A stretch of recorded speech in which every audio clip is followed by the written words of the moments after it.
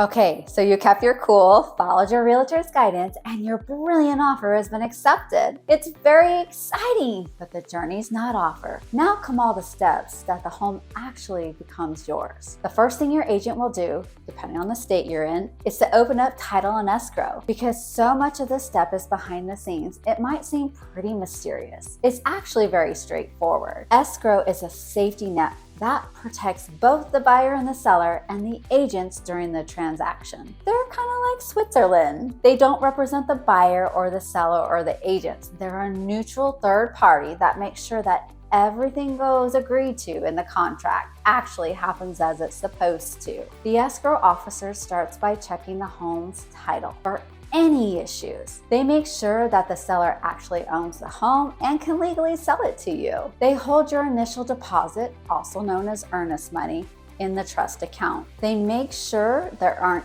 any liens on the property. They make sure everyone is doing what they're supposed to do, like the inspections and the disclosures, and according to the purchase agreement. As you get closer to owning your new home, the escrow officer coordinates with your lenders to prepare closing documents, making sure all the financial figures are accurate and all terms of the seller reflected and corrected for both buyer and seller. In essence, escrow is there to ensure that everyone holds up their end of the deal and all agreements are honored, and the transaction of property ownership is smooth and secure. It's a very critical step in the home buying process, ensuring that when you get the keys, the home is rightfully and legally yours. While they're doing all of that, you're having inspections done. Who pays for them is in the purchase contract. It's like sending the home to the Mayo Clinic for a head-to-toe physical. You want a professional inspector to check out everything: the roof, the windows, the foundation, the electrical, the plumbing, the dry rot, the termites, the well, the septic, if the property has one, and any other special inspections. Your agent can tell you what inspections should be done and what is not necessary. A good agent will always recommend that home and termite inspections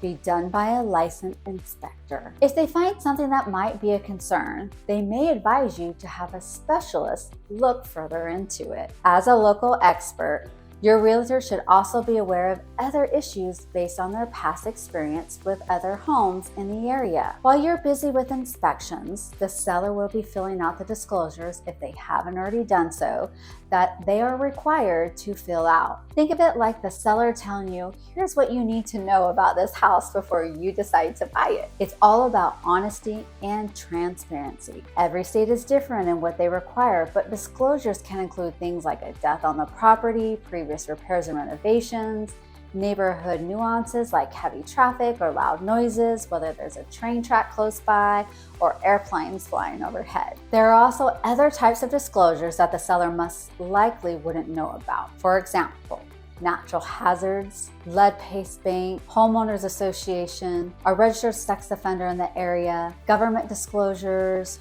retrofit standards, fire hazards, or radon gas. For buyers, these disclosures are super important because they give you a heads up about what to expect with the house. It might be small things like a leaky faucet or bigger issues like an old roof that needs replacing. Having these disclosures helps you make an informed decision about buying the home and might even give you some negotiating power. And for sellers, being open and honest in these disclosures helps ensure that the sale goes smoothly with fewer problems or disputes later on. Also, during this time, a professional appraiser, who is a neutral third party, evaluates the value of the home you're about to purchase. It's not just about the numbers. It's about confirming for the bank that the home is worth the loan they're going to give you. The value of the home must be equal to or less than the loan plus your down payment. If it isn't, the bank won't finance it. If that happens, you have options like offering more as a deposit. This is something your loan officer and agent can help advise you on. By the way,